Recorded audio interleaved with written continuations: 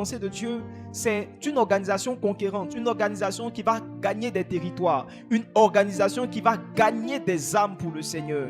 À travers l'Église, Dieu veut répandre son règne. Alléluia, partout, dans toutes les nations. Dieu veut gagner des personnes, Dieu veut gagner des vies, Dieu veut retirer certaines personnes du monde, du royaume de Satan. Alléluia. Et je vois quelqu'un être utilisé comme un instrument de Dieu pour gagner des âmes au Seigneur. Alléluia. Et la deuxième chose que nous avons dit, c'est que l'Église, donc l'une des caractéristiques d'une organisation puissante, d'une Église comme une organisation puissante, c'est l'ordre.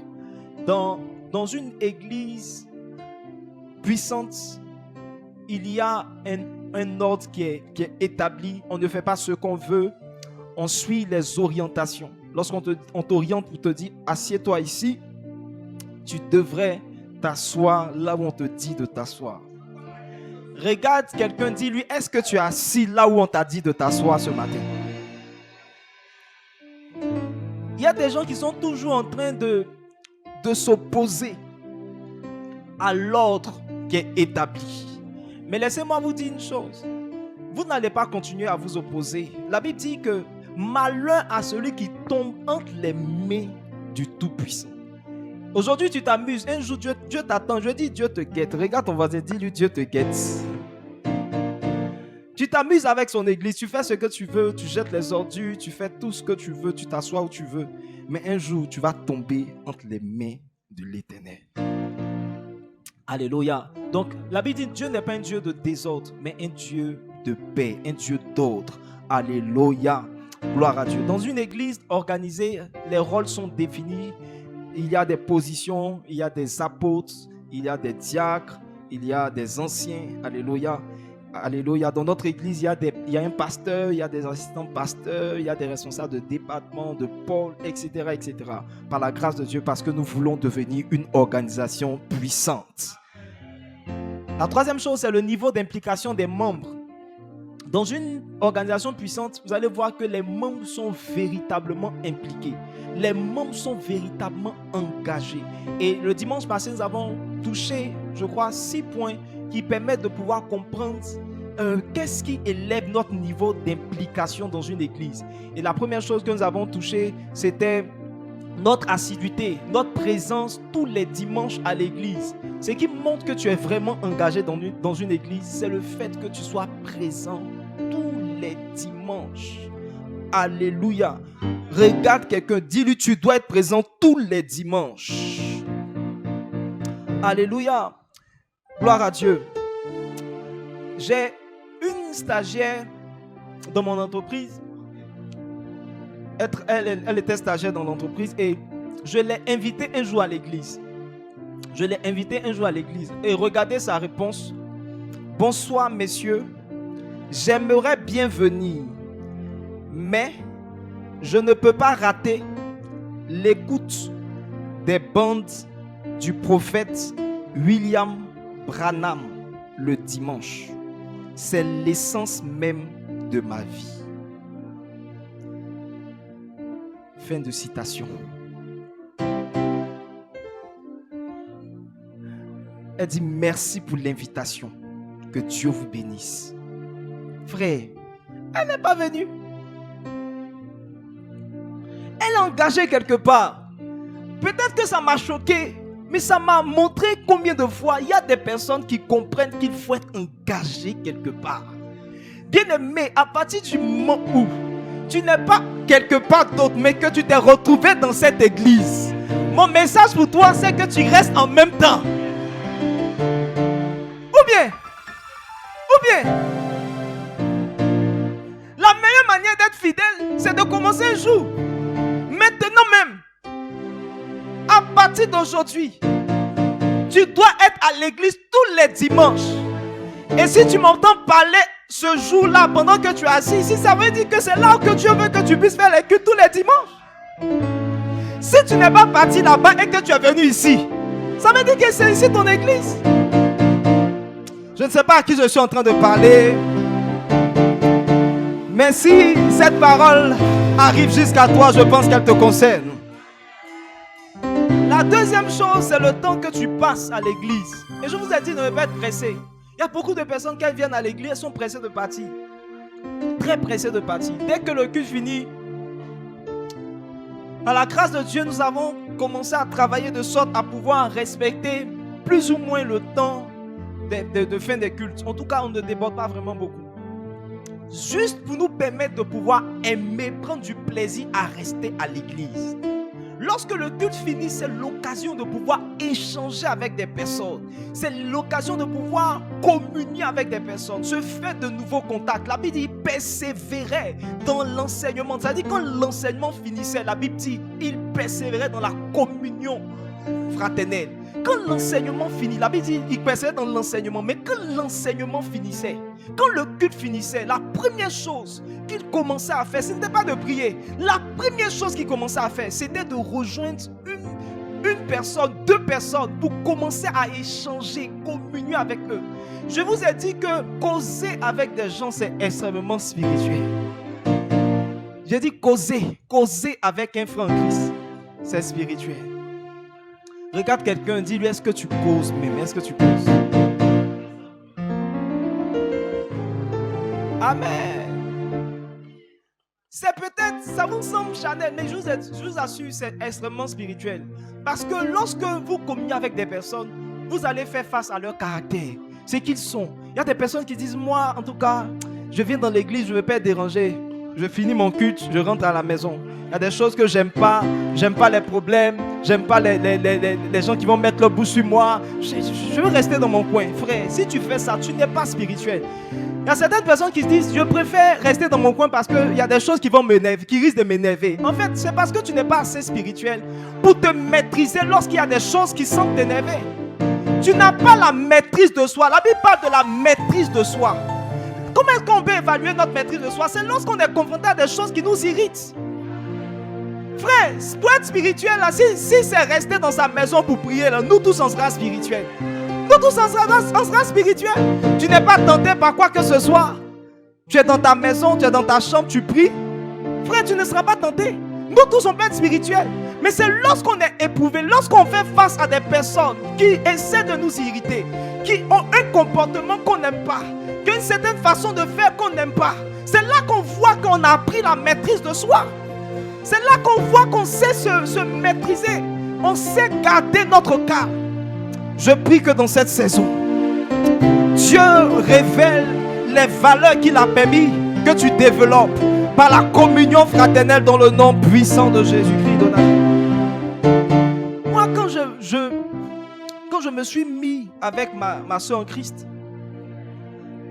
il faut que tu aies une soeur en Christ. Regarde quelqu'un dit, tu dois avoir une soeur en Christ. En fait, en 2003, 2002, 2003, je crois que c'est 2003. Jusqu'à 2003, j'étais quelqu'un qui était très colérique. Très, très colérique. Et un homme de Dieu est venu dans l'église que je fréquentais et il a appelé tous ceux qui avaient des problèmes avec la colère. Je me suis levé, je suis allé. Et lorsqu'il devait prier pour moi, il m'a donné un conseil. Il dit, prends un jour de jeûne et prie sérieusement par rapport à la colère. Et à partir de là, fais des efforts pour t'éloigner de la colère. Et quand j'ai fait ça, je vous assure, la colère et moi, fini. J'avais commencé à développer. Le premier jour, ça n'a pas été facile. Mais au fur et à mesure, ça a commencé à baisser. J'ai commencé à me calmer. J'ai commencé à me maîtriser. J'ai commencé à me mettre des choses à l'esprit. Je vous assure, moi, j'étais terrible. Je me rappelle que les gens voulaient me provoquer avec un enfant de CP1. J'étais au CM2. J'ai failli tuer l'enfant là.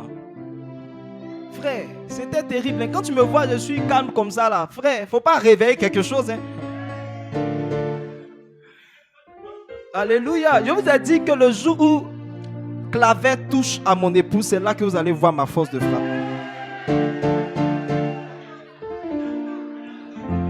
Je pense qu'il a bien compris la parole. C'est pourquoi depuis un certain moment, il est doux avec mon épouse. Parce qu'il connaît. Alléluia. Mais je vous assure, en 2009, je me mets avec ma jeune soeur en Christ. Ma soeur en Christ. Et c'est là que je vais comprendre que la colère n'était pas encore finie. C'est là que j'ai compris que vraiment, en fait, C'est parce que tu n'as pas encore rencontré une situation qui t'éprouve vraiment. C'est là que tu penses que certaines choses sont finies. Je vous assure, c'est là que j'ai compris que non. Cette affaire de colère là, je devais travailler ça encore. Par la grâce de Dieu. Par la grâce de Dieu. Après un temps où le Seigneur m'a aidé à travailler cela. Je pense qu'aujourd'hui, je suis un bon mari. Je pense qu'aujourd'hui, je ne m'énerve pas. Je pense qu'aujourd'hui, j'arrive à me maîtriser. Mais j'ai dû passer par le fait de connecter avec une personne pour me rendre compte qu'il y a quelque chose que je devais travailler. Peut-être que tu penses que tu es quelqu'un de très bien. Tu es quelqu'un de très sociable. Jusqu'à ce que tu te mettes avec une personne. Jusqu'à ce que tu échanges avec une personne. Jusqu'à ce que tu essaies de communier avec des personnes. C'est là que tu te rendras compte qu'il y a beaucoup de choses que tu dois encore travailler. La Bible dit que Dieu aime lorsque ses enfants sont réunis. La Bible dit c'est là qu'il envoie la bénédiction. Il dit il est doux, il est agréable pour des frères de demeurer ensemble. Parce que c'est là que Dieu envoie la bénédiction. Dieu aime voir ses enfants réunis. Dieu aime voir ses enfants jouer, célébrer ensemble, communier ensemble. Parce qu'il envoie la bénédiction. Je prie que la bénédiction descende dans cette église à cause du niveau de communion fraternelle. La troisième chose, c'est l'implication dans le service. Dans une organisation puissante, chacun a quelque chose à faire. Tu dois faire quelque chose. Regarde quelqu'un, dis-lui, tu dois faire quelque chose dans l'église. Quand vous regardez, aujourd'hui, vous voyez, tout est beau. Il y a des ballons, le culte est décoré. Il y a des gens qui sont venus pour faire ça. Je n'ai même pas vu ma femme hier. Je dormais déjà lorsqu'elle est rentrée. Je dormis très tôt hier. Je dormais lorsqu'elle est rentrée. Ma femme était là en train de travailler. Pendant ce temps, il y a quelqu'un qui était en train de ronfler. Il y a quelqu'un qui était serein dans sa maison, qui est venu n'est pas venu à 9h l'heure de culte, il est venu à 9h30, 10h. Tu dois faire quelque chose. Regarde quelqu'un, tu dis-lui, tu dois faire quelque chose. Alléluia. On a compris qu'on doit quitter les départements.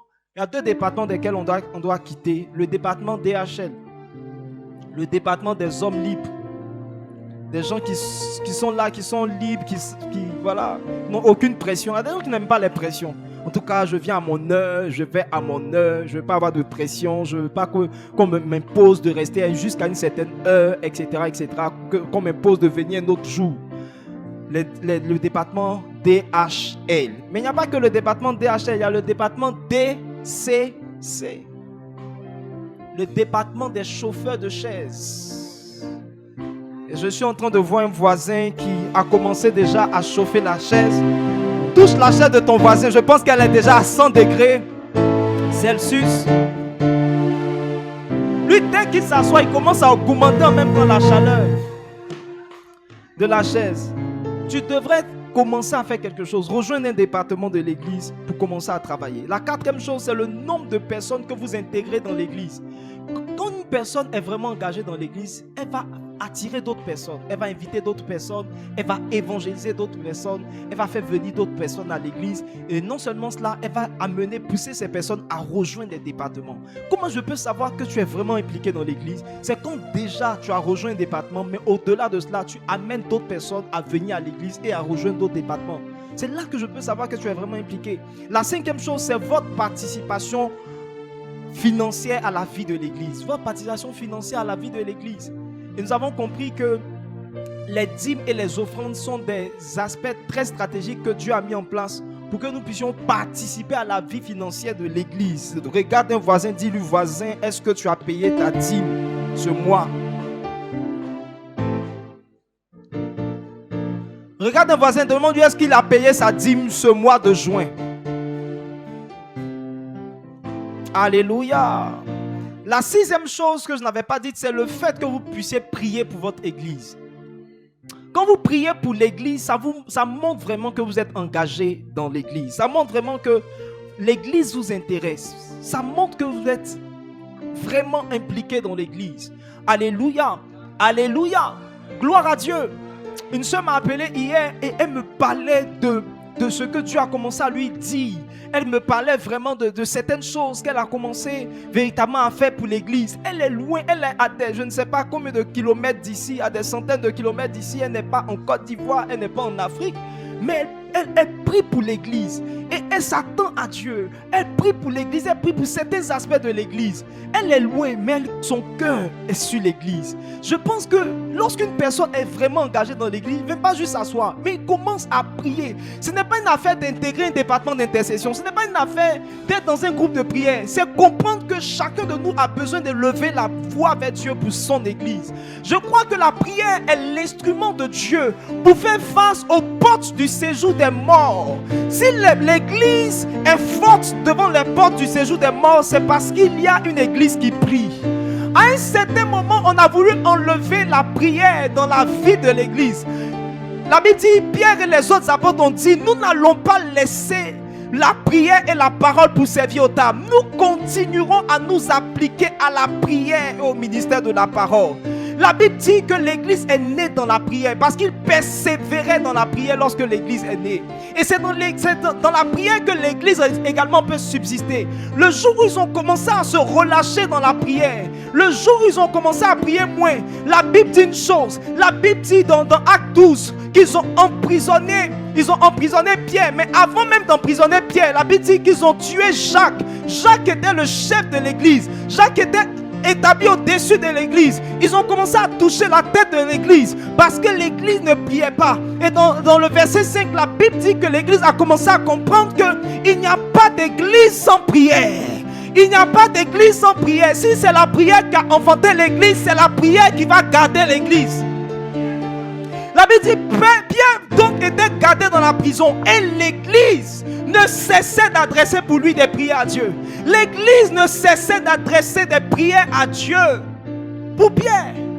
Quand tu es un père, quand tu es un pasteur, je pense que tu devrais prier pour lui. Je pense que tu devrais prier pour l'église dans laquelle tu es. Parce que le diable attaque la tête de l'église. Le diable attaque les familles de pasteurs. Le diable essaie de faire toutes sortes de choses pour déstabiliser une église. Mais si une église prie, les portes du séjour des morts ne prévaudront point. Ah, je suis en train de voir cette église élever la dimension de la prière. Vous savez, l'une des stratégies que nous avons mis en place pour élever la dimension de prière, ce sont les foyers de réveil. Ce sont les foyers de réveil. Les foyers de réveil, ce sont des endroits où on peut établir des hôtels dans un endroit. On a vu qu'au fur et à mesure que nous avons commencé à établir des foyers, c'est comme si simplement, naturellement, Dieu a commencé à nous ouvrir les portes de ce territoire. Un grand nombre de personnes quittent à propos aussi loin que cela, ils viennent à l'église simplement parce qu'il y a des hôtels qui sont établis dans ces endroits et il y a des gens qui prient là-bas.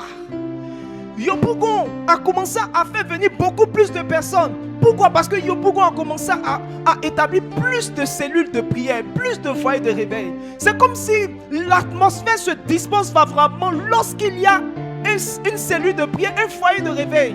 C'est pourquoi tu devrais rejoindre ton foyer de réveil les jeudis, les vendredis, les samedis pour commencer à prier le Seigneur. Déplacer des gens depuis Songon pour venir à l'église, il faut que l'atmosphère soit quand même favorable. C'est pourquoi tu devrais prendre au sérieux les foyers. Tu devrais disposer ton programme pour être là les jeudis, les vendredis ou les samedis selon ta zone pour prier le Seigneur. Parce que l'église qui est enfantée dans la prière ne peut subsister que dans la prière. Je prie que Dieu te donne un cœur pour la prière dans le nom de Jésus. Donc après le niveau d'implication, je vous ai parlé, la quatrième chose c'est la puissance financière de l'église. La puissance financière de l'église. Une église qui est puissante, c'est une église qui est financièrement puissante. Pas juste spirituellement puissante par la prière, mais qui est aussi financièrement puissante. Regarde un voisin, dis voisin, est-ce que toi-même tu es spirituellement puissant ou financièrement puissant? Le dimanche dernier, nous avons parlé de certaines entreprises qui ont des chiffres d'affaires assez élevés. Ce sont des entreprises qui sont intéressantes, attirantes. Alléluia. Une entreprise comme la CIE, moi par la grâce de Dieu, j'ai eu l'occasion de faire mon stage de soutenance à la société ivoirienne de raffinage. Alléluia. C'était extraordinaire, c'était intéressant. Alléluia. Au début, je me jouais les durs. Au début, je dis, vous savez, quand vous n'êtes pas encore sur le terrain du travail, vous vous donnez des idées très, très bizarres. Quand on était avec certains frères de l'INP, on était en train de parler de salaire. Et on a dit, bon, les gars, et si on nous demande notre premier salaire, on va dire quoi? Donc, il y a certains qui ont dit, bon, 700 000. 700 000, on peut accepter 700 000 pour commencer. 700 000. Alléluia. Et donc, les gens, en tout cas, la plupart disaient 700 000. Il y a 2 ou 3, on est resté, on dit non, 700 000, c'est trop petit. Diplôme d'ingénieur à l'INPHB, 700 000 par rapport à quoi? 900 000, au moins, juste pour commencer en fait. C'est pas, on n'exige pas plus, on veut juste 900 000 francs pour commencer. Frère, je vous assure, dans une autre entreprise, quand on a commencé, après qu'on a commencé à connaître la galère du chômage, on nous a appelés dans une entreprise et on s'était entendu, on s'était dit, les gars, 400 000 si vraiment, déjà même ça a changé. Déjà ça avait commencé à changer. La moitié même, Joe, les gars, on était prêts. 400, on s'est dit 400 000. Bon, on s'est dit 500 000. Maintenant, si on diminue 400 000 comme ça. Donc, on est parti, on était très serein. On était un groupe de 4 personnes. On s'est vraiment entendu. On s'était appelé, on s'était entendu. Même avant de rentrer, on avait causé. On dit, les gars, 500 000. Donc, on a présenté notre truc. Le gars a dit, ah, vraiment, vous comprenez que c'est une nouvelle entreprise. Nous sommes en train de commencer. 500 000, c'est vraiment trop. Donc, essayez de voir. On dit, ah, vraiment, en tout cas, ce que nous, on peut faire, c'est 400 000. 400 000. Le gars dit, essayez de revoir parce qu'on ne peut pas vous payer 400 000. 400 000. Donc, essayez de vous concerter. Et puis, on va voir. Donc, quand on s'est concerté, on dit, bon, les gars, on va proposer 250 000. Au moins, on va commencer. Alléluia. Donc, on est venu, on dit, bon, vraiment, on a réfléchi. On a réfléchi. 250 000. Ça, c'est vraiment notre cas. Le monsieur dit, je ne peux pas, je vais vous donner 200 000. 200 000. Donc, il est sorti. Et puis, il nous a laissé juste quelques temps pour réfléchir. Et j'ai quelqu'un qui a dit, Joe, les gars, 200 000 là, c'est quelque chose. De 900 000, on est passé à 200 000, mais on est content. Les gars disent, tout le monde dit, ah, vraiment, au moins, c'est quelque chose. Et 200 000 par mois. Toi, ce 200 000, c'est quelque chose.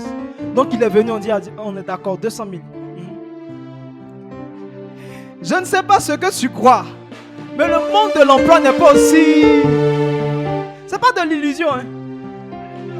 Alléluia. Et donc, comment je suis venu à la CI, je ne comptais même pas rester, je ne me battais pas pour rester. Je dis non, la CI c'est petit. Allez dans les grandes entreprises, les gars. Frère, quand mon stage a commencé à finir, j'ai commencé à sentir que la CI là, c'est bon, hein.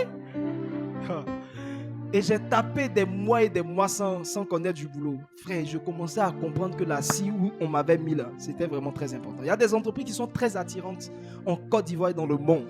Et ma prière, c'est que tu travailles dans ces entreprises au nom de Jésus. Mais ça sera aussi très intéressant que tu appartiennes à une église qui est puissante sur le plan financier. Alléluia. Gloire à Dieu. C'est bien d'appartenir à des églises qui sont fortes financièrement. Alléluia. C'est quoi une église financièrement puissante? C'est une église qui a les moyens de réaliser sa vision. C'est une église qui a les moyens de réaliser sa vision. Frère, on est là, on dit non, nous allons étendre le règne de Dieu, ouvrir l'église dans des territoires, aller dans des zones. Frère, quand on finit tout ça là, quand on fait le budget, on dit et si on mettait ça à l'année prochaine? Parce que l'évangélisation demande des sous. Regardez, c'est pas parce qu'on ne veut pas évangéliser. Si vous posez la question au responsable de l'évangélisation, si vous déroulez son plan d'évangélisation, vous allez dire waouh, on va gagner des territoires. Mais après, quand Binta pose la question, est-ce qu'on peut faire le budget?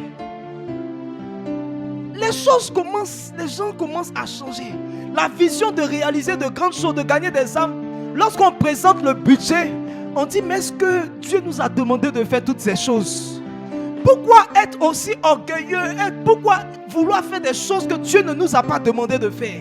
Frère, l'argent peut faire en sorte que tu puisses changer ton langage. Lorsque les disciples étaient là avec la foule, une foule de 5000 personnes, leur langage a changé. Des gens qui aimaient les hommes, les gens qui aimaient faire du bien, la Bible dit, ils vont venir voir Jésus pour dire, renvoie la foule. Renvoie la foule. Leur langage a changé. Ceux-là qui voulaient faire du bien au peuple, faire du bien aux gens qui souffraient, depuis un certain moment, à cause juste des finances, Jésus leur a demandé de pouvoir nourrir la foule. Il dit, non, cette affaire-là, on n'est pas vraiment d'accord. Parce qu'ils savaient que ça impliquait des ressources financières. Ils vont dire à Jésus, si même nous avons 200 deniers, 200 deniers c'était environ 200 000 francs. Il dit, si nous avons 200 000 francs, nous ne pourrons pas acheter du pain pour nourrir cette grande foule de personnes. Parce que si chacun même a à peine 100 francs, ça fait 500 000. Si chacun a à peine 100 francs, et si on doit donner un pain à chacun, pain est devenu 200 francs. 5000 personnes, fois 200, 1 million. Quand les disciples ont vu ça, ils disent, Seigneur, pardon, il faut renvoyer la foule. Tu as guéri déjà les malades. Affaire de nourriture, il faut laisser ça. Une église puissante financièrement, c'est une église dans laquelle il n'y a pas d'indigence. Dans Actes 4, le verset 34, la Bible parle de cette église-là où il n'y avait pas d'indigence. C'est quand un indigent, c'est celui qui a besoin qu'on l'aide. C'est celui qui est dépendant de certaines personnes. Regarde quelqu'un, demande-lui, est-ce que toi, tu es indépendant, tu es autonome financièrement? Dans une église puissante, tout le monde a de quoi s'acheter des polos, des t-shirts, des chemises. Regarde ton voisin, dit, voisin, mais je sens pas. En fait, je ne te comprends pas. Pourquoi tout le monde est en t-shirt et puis toi, tu n'es pas en t-shirt? Tous ceux qui ne sont pas en t-shirt, qui sont du staff, ça fait penser qu'ils sont des indigents. Regarde quelqu'un à côté de toi, dis-lui, est-ce que ce n'est pas l'indigence qui fait cela?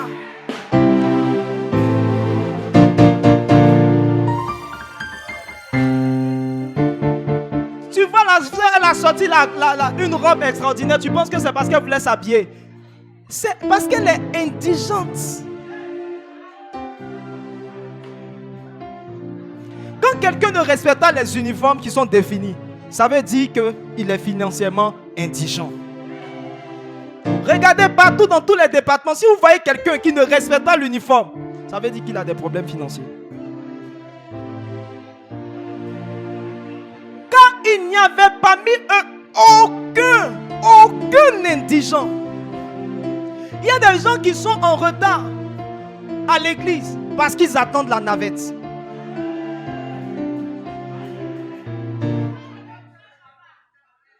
Quand quelqu'un est indigent, il attend toujours qu'on l'aide, même pour venir à l'église.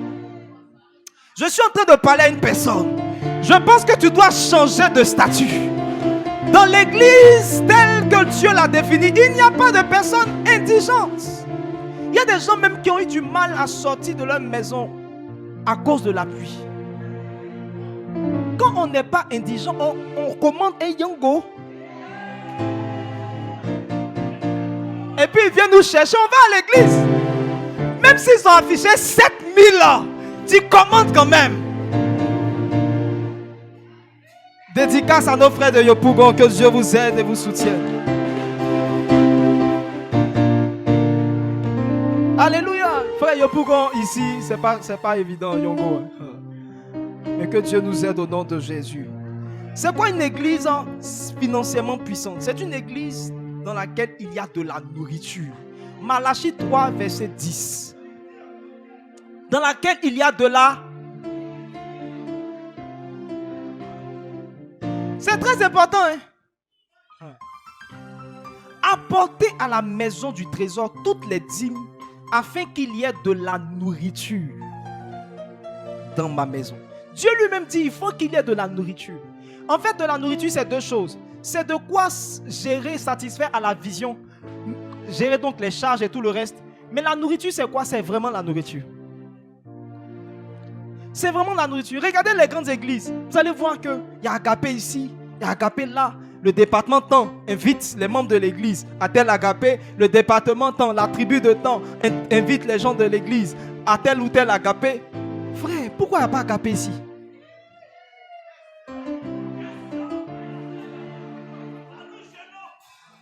Pourquoi il n'y a pas Agapé? Pourquoi la zone de Cocody n'invite pas tout le monde à manger? Pourquoi Yopougon ne nous amène pas vers Sikoji quelque part là-bas?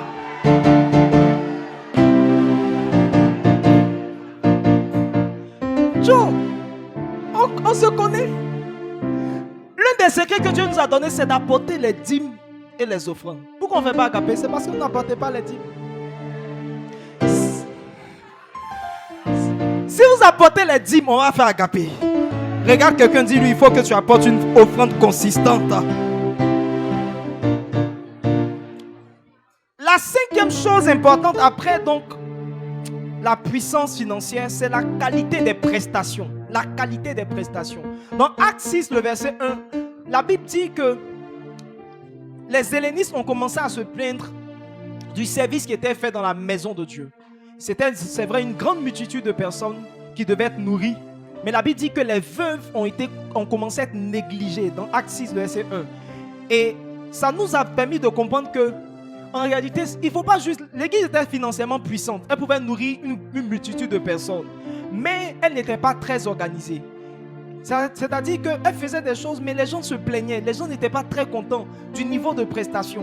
Vous devez comprendre que dans une église, ce n'est pas juste chasser les démons. C'est aussi offrir de la qualité dans ce qu'on fait. La qualité dans la musique. La qualité dans le décor. La qualité dans l'accueil, la qualité dans la parole, la qualité dans l'assistance, la qualité à tous les niveaux. Une église, comme une organisation puissante, est organisée même pour offrir quelque chose de qualité à ses membres. Alléluia. Gloire à Dieu. Vous savez ce qui a donné à Apple, par exemple, de pouvoir s'élever vraiment au-dessus de ses concurrents? C'est parce que Apple offre de la qualité. Qualité. La qualité. Que ce soit en tablette, que ce soit en ordinateur. Vraiment, pour pouvoir infecter un ordinateur Apple, ce n'est pas évident. De la qualité. Ils ne se sont pas juste contentés de fournir des ordinateurs ou des tablettes, mais ils ont cherché à offrir de la qualité. Chaque fois qu'une entreprise essaie d'offrir plus en termes de qualité, elle commence à attirer beaucoup plus de clients. C'est pourquoi si tu fais quelque chose, si tu fais une activité, peu importe ce que tu fais, tu dois commencer à penser qualité. Tu dois penser à apporter un plus à ce que tu fais. C'est vrai, tu as la marchandise, mais si tu mettais un peu plus de qualité dans ce que tu fais, même la qualité dans les articles que tu vends.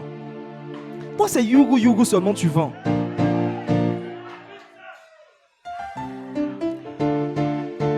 Alléluia. C'est pourquoi vous allez voir que certaines églises ne se sont pas contentées seulement de faire des cultes, mais elles ont commencé à organiser. L'église Vase d'Honneur a commencé à attirer beaucoup de personnes, des personnes de qualité, parce qu'elle a commencé à faire les choses vraiment de façon très sérieuse. J'étais une fois avec une collègue et elle regardait juste un magazine de Vase d'Honneur. Juste le magazine a fait qu'elle a décidé de partir à l'église Vase d'Honneur. La chose était faite avec qualité. Quand vous regardez même les livres du pasteur Mohamed Sanogo, frère, c'est la qualité, chaque page, la page même est lourde comme ça. Qualité dans tout ce qu'ils font. Nous devons aspirer à la qualité. Nous devons faire les choses avec qualité. Pas juste faire les choses. C'est pourquoi vous allez voir certaines conférences, comme la conférence CEPAC, c'est vraiment de la qualité. Vous allez voir qu'il y a des émissions, il y a des émissions spéciales. Parce qu'on ne se contente pas juste de venir prier, déclarer des choses. Mais on veut que les choses soient faites. Il y a même, il y a un journal, un JT par exemple, qui est présenté juste pour pouvoir un peu parler de la conférence. Il y a de la qualité dans ce qu'ils font. Nous devons aspirer à la qualité. Des conférences comme la conférence annuelle de ICC, on n'en parle pas. C'est des choses. Nous devons aspirer à la qualité. Regarde un voisin, dit nous devons aspirer à la qualité. Le sixième point, c'est l'impact des activités. Pas juste de faire du décor, mais il faut qu'il y ait quelque chose. Les gens repartent avec quelque chose. Et j'ai compris que dans la pensée de Dieu, l'église devait se réunir à des périodes bien déterminées. Le peuple de Dieu. Regardez dans Deutéronome 16, le verset 16. Il y a des rendez-vous auxquels les enfants de Dieu devaient être constamment présents. Pourquoi?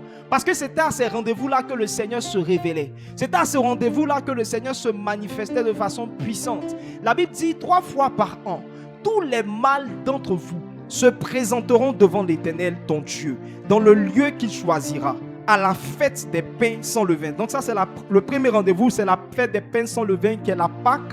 Alléluia. Le deuxième rendez-vous, c'est à la fête des semaines. La fête des semaines, c'est la fête de Pentecôte. Alléluia. Et le troisième rendez-vous, c'est à la fête des tabernacles, ou encore la fête des tentes. Alléluia. Donc, il y avait 3 rendez-vous importants par la grâce de Dieu, où les enfants d'Israël devaient se réunir. Donc, je crois que par la grâce de Dieu, nous aussi, on a notre rendez-vous de Pâques. Alléluia, qu'on a appelé la Pâque de toutes les nations. Et nous avons aussi un rendez-vous puissant, qu'est effusion, le rendez-vous de la Pentecôte. Je ne sais pas si j'étais à effusion parce que ton amen ne me... Effusion, c'était puissant. On a invité la chantre Marina Kwasi. C'était extraordinaire. La présence de Dieu s'est manifestée. Dieu a restauré des personnes. Des gens étaient baptisés dans le Saint-Esprit. C'était puissant. Je vous parlais la dernière fois de cette sœur-là qui était assise. Elle était assise dans l'assemblée. Elle avait fermé ses yeux. Elle a vu un homme en blanc qui s'est présenté à elle et qui lui a dit: maintenant tu peux parler. Ouvre la bouche et parle. Et quand elle a commencé à parler, elle a commencé à parler en langue. Donc, on ne se contente pas juste de faire des activités. Il faut que ces activités impactent. Je me rappelle, première édition d'Effusion, c'était bizarre. La salle même nous n'avait pas été vraiment franchement donnée. On est venu vraiment pour installer toutes les choses. Ça a été compliqué. On a commencé tardivement. Les gens ne sont pas venus. C'était compliqué. La salle était presque vide. Et je me suis dit: ah mais Seigneur, Effusion là, c'est comment? Et j'ai gardé de mon cœur, je dis non, ce programme doit devenir un grand rendez-vous. Oh, tu dis pas amen. Je dis ce programme doit devenir un grand rendez-vous. Et au fur et à mesure, nous essayons d'aller plus loin. Et des vies sont bénies, des gens sont impactés, des vies sont changées par la grâce de Dieu. Et nous avons aussi un autre rendez-vous. Nous avons un autre rendez-vous puissant. Un rendez-vous d'impactation divine. Un rendez-vous où tu ne peux pas rentrer et sortir le même. Notre retraite annuelle. Oh, je ne sens pas qu'il y a quelqu'un qui est déterminé pour cette retraite. Il y a des rendez-vous que Dieu dispose pour pouvoir impacter son peuple. Et je crois que la retraite du sacerdoce est l'un de ces rendez-vous-là par la grâce de Dieu. Alléluia. Gloire à Dieu. La 7e chose, c'est le nombre de personnes. Une organisation puissante, une église puissante réunit un grand nombre de personnes. Un grand nombre de personnes. Pourquoi? Parce que le nombre, dans Exode 1 à partir du verset 5, le nombre a un impact sur la domination que une organisation, une église peut avoir.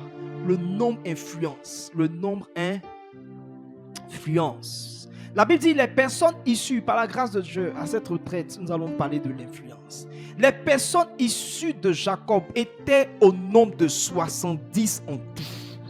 Joseph était alors en Égypte. Il n'y avait pas une domination claire. Mais la Bible dit au verset suivant, la Bible dit Joseph mourut ainsi que tous ses frères et toute cette génération là. Verset 7. La Bible dit les enfants d'Israël furent féconds et multiplièrent. Ils s'accrurent et devinrent de plus en plus puissants. Pourquoi ils sont devenus puissants? Parce qu'ils ont commencé à être plus féconds et multipliés. Une église qui est puissante, c'est une église qui réunit un grand nombre de personnes. Nous ne sommes pas encore puissants parce qu'il n'y a pas encore un grand nombre. Je dis un grand nombre de personnes. Le minimum pour Dieu, c'est 1 millier de personnes. Le minimum. Dieu commence, c'est-à-dire le 1 de Dieu, quand Dieu veut commencer à compter. 1, 2, 3. Mais il y a des nombres qui existent. Il y a 0,5, il y a 0,2. Mais ça, on ne compte pas. Quand on veut compter, on dit 1, 2. Pour Dieu, quand il veut compter, c'est 1000. Dieu est toujours en ordre de 1000. C'est pourquoi il dit une heure dans ses papiers vaut mieux que 1000. En fait, Dieu est dans... pense 1000 en fait. Quand il commence à compter, c'est 1000, 1000, 1000. Vous savez, tant qu'on n'est pas encore 1000, Dieu ne nous compte pas. Dieu ne nous compte pas. Ne pas être compté par Dieu, c'est ne pas être pris en compte par le Seigneur. Frère, regarde un voisin, dis-lui, il faut qu'on atteigne au moins le millier cette année. S'il ne parle pas bien, ça veut dire que c'est le sorcier de l'église. Dis voisin, il faut qu'on atteigne le millier cette année au nom de Jésus. Verset 8, la Bible dit, il s'éleva sur l'Égypte un nouveau roi qui n'avait point connu Joseph. Au verset 9, il dit à son peuple, voilà les enfants d'Israël qui forment un peuple plus nombreux et plus puissants que nous. Ils étaient hors de leur territoire, mais à cause de leur nombre, ils étaient plus puissants. Ils étaient plus puissants.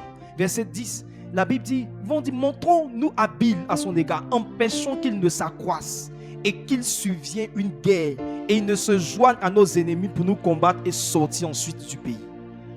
Pharaon avait peur à cause du nombre. Vous savez, on peut bien prier, mais on ne fera peur à Satan que si nous sommes nombreux. On peut chasser des démons, mais le diable n'est pas encore effrayé. C'est quand il y a plus de personnes, quand il y a un grand nombre de personnes, le diable commence à dire, les gars là, ils commencent à s'accroître, se multiplier, à devenir plus féconds. Ces gens-là, il faut qu'on les arrête. C'est pourquoi nous devons continuer à croître. Ah, tu n'as pas dit amen. Nous devons continuer à croître. Je me suis rendu compte que Apple emploie aujourd'hui dans le monde plus d'1 million de personnes. C'est une ville. Plus d'1 million de personnes. En fait, ils sont puissants, mais pas juste puissants. Il y a le nombre de personnes qu'ils emploient. Et le 8e, je vous avais parlé de cela, les représentations de l'église. Quand une église est représentée un peu partout, ça donne un certain signe que l'église est puissante. Ça donne un certain signe que l'église est puissante. Quand vous allez à Korogo, vous devez retrouver l'église sacerdoce royale là-bas. Quand vous allez à Bondiali, il y a Saro là-bas. Faut te renseigner. Toi qui as tout bas ou quoi, ou Tabou, je ne sais pas où tu es là. J'ai dit, il faut te renseigner. Il y a l'église sacerdoce royale là-bas. S'il n'y a pas d'église, c'est que Dieu t'a envoyé pour créer. Fait que les gens sont à faire que, on ne sait pas, ils sont partis faire quoi là-bas. Hein? S'il n'y a pas d'église sacerdoce royale là-bas, il faut ouvrir l'église sacerdoce royale. Alléluia. Gloire à Dieu. Amen. Amen. Et certaines églises ont réussi, partout elles passent à l'église. Je vous ai parlé, je dis, bientôt Dieu va nous permettre de pouvoir ouvrir par la grâce du Seigneur. La dernière fois, j'étais au Togo, à Lomé. Je suis allé voir l'église du centre chrétien de Réveil. J'ai tenu à aller voir. Frère, l'expansion, ça rassure. L'expansion montre qu'il y a quelque chose. L'expansion montre la puissance. Je suis allé. Frère,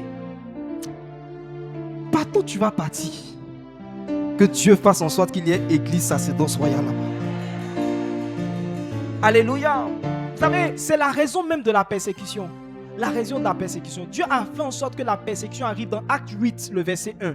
La Bible dit qu'au temps de Paul, il y a eu une grande persécution qui s'est abattue sur l'église. Et la Bible dit que tout le monde a été dispersé. Pourquoi? Parce que Dieu voulait que les gens puissent commencer à ouvrir des églises au-delà de Jérusalem. Il n'y avait pas, Dieu ne voulait pas juste qu'il y ait l'église de Jérusalem.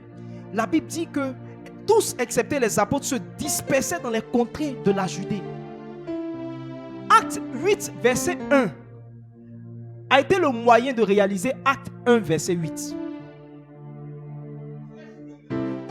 La Bible dit, il se dispersait dans les contrées de Judée et de Samarie. Il dit, vous recevrez une puissance, le Saint-Esprit survenant sur vous, et vous serez mes témoins à Jérusalem, dans la Judée, dans la Samarie.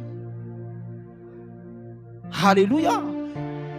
La vision de l'église se réalise lorsque l'église peut ouvrir des branches. C'est pourquoi chaque fois qu'une personne est en train d'aller quelque part, il y a des gens qui veulent passer des concours. Là où tu vas partir, là où Dieu va t'envoyer, il faut que tu puisses ouvrir une église sacerdoce royale. Tu ne dis pas bien amen, c'est pourquoi tu ne réussis pas à ton concours aussi.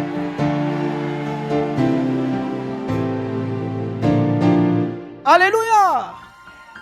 Le 9e point, mon dernier point, ce sont les spécificités. de l'organisation, c'est-à-dire les particularités de l'organisation. Dans certaines organisations, certaines entreprises, vous allez voir, ce qui attire les gens, c'est le social.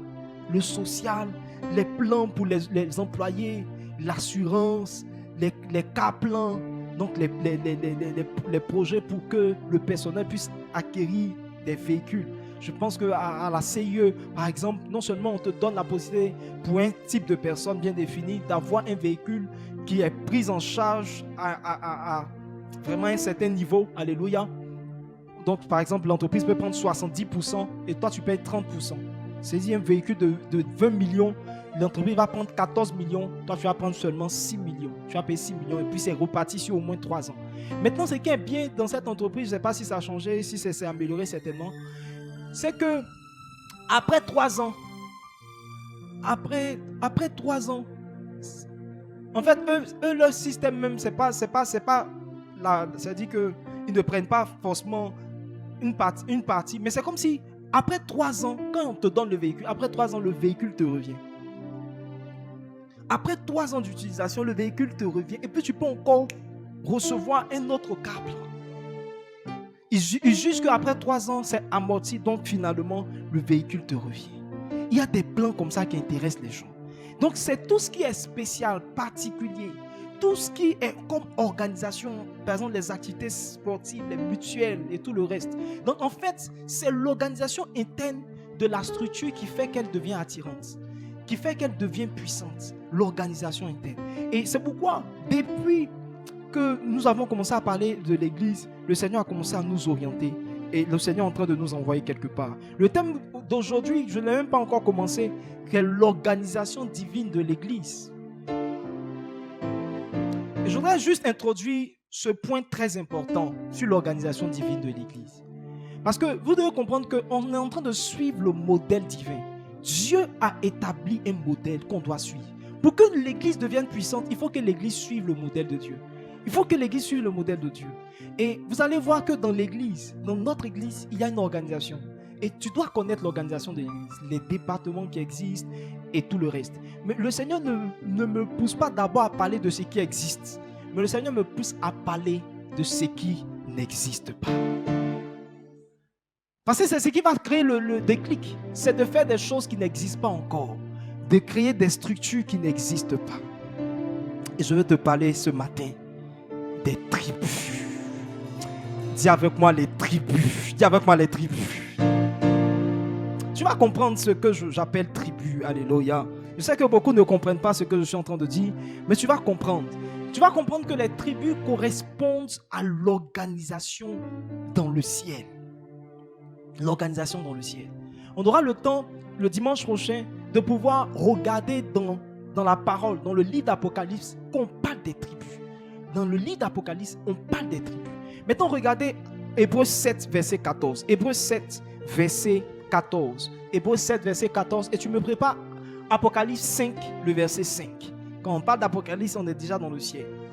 La Bible dit, car il est notoire que notre Seigneur, regardez bien, on précise, on dit il est notoire, il est évident, il est clair que Jésus, notre Seigneur, est sorti de Juda, tribu dont Moïse n'a rien dit pour ce qui concerne le sacerdoce. La Bible dit Jésus, il est notoire que Jésus,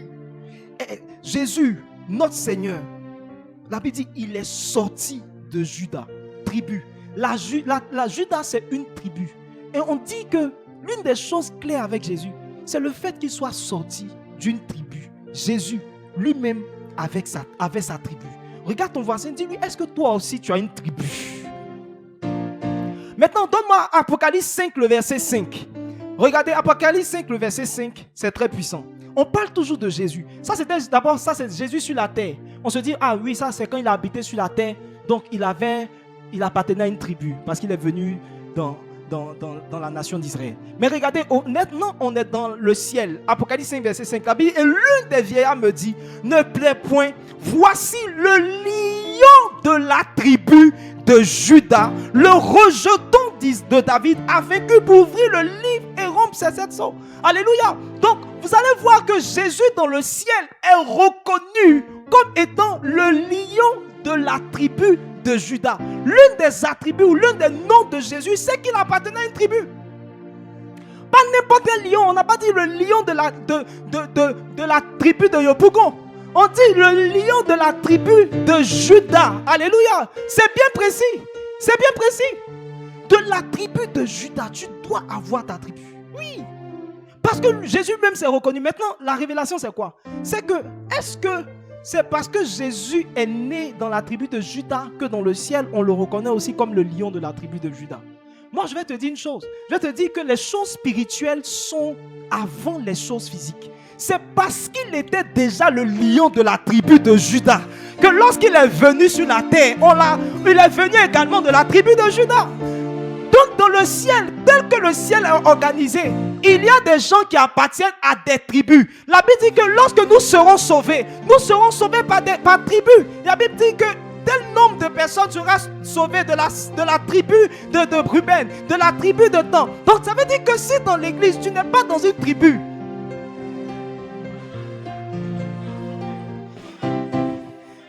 alléluia, chacun de nous doit être une tribu. Les tribus correspondent à l'organisation divine dans l'église. Et dimanche prochain, par la grâce de Dieu, je parlerai des tribus. Tiens-toi debout, nous allons parler au Seigneur. Nous allons prier le Seigneur pour notre église parce que nous voulons voir notre église devenir une organisation puissante. Nous voulons voir notre église commencer à se répandre un peu partout.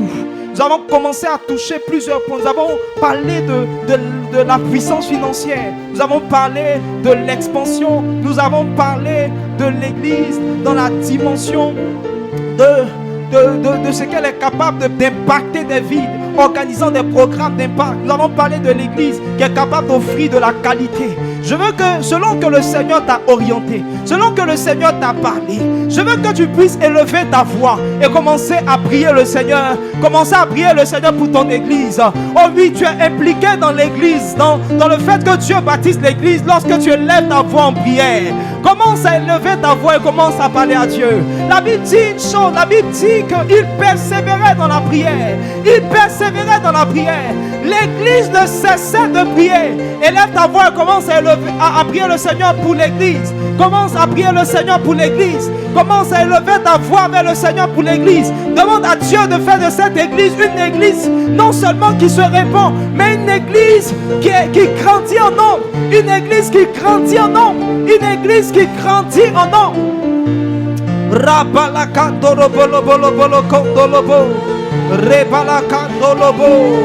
Yandele bele bele bele kendi la indele undali yababosi la kandara baba bala bala kendi le via kandolo la inde sukami ande shidele bosa. Ah Seigneur, élève-nous. Seigneur, fais-nous aller au-delà de là où nous sommes. Je prie que dans cette église il n'y ait pas d'indigents. Seigneur, tous ceux qui ne travaillaient pas, donne-leur un travail.